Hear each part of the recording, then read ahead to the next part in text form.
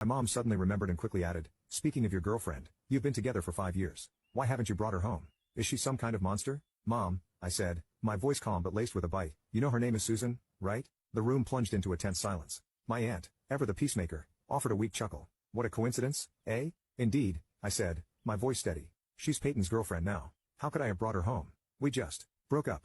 My ex-girlfriend, that is. Isn't that right, Mr. Opportunist?" The weight of my words hung heavy in the air. Then, a stinging slap from my mother sent my head reeling. My face burned with a fresh wave of fury. She was flushed with rage, looking extremely angry. "Why are you saying such things? You just can't stand seeing your brother do well. If you have any respect for this family, apologize to him right now." Peyton, feigning concern, placed a hand on her shoulder. "Auntie, there's no need to get upset. I'm sure Charlie didn't mean it." I snorted coldly and pushed my mother aside. "From now on, Peyton can be your son. Let's see if he can take care of you." Before she could respond, I stormed out of the house, slamming the door behind me. 20 years of putting up with them had finally reached its breaking point. I was done. Back in the comfort of my own apartment, a notification chimed on my phone. It was the client I had secured a contract with before I was fired. Being laid off, of course I could not continue working with them. However, I felt a responsibility to explain the situation, so I did just that. To my surprise, the client chose to stick with me, their business going forward with me at the helm. Meanwhile, news of my dismissal had already been spread by Susan. Now you can watch the third part by pressing share and more.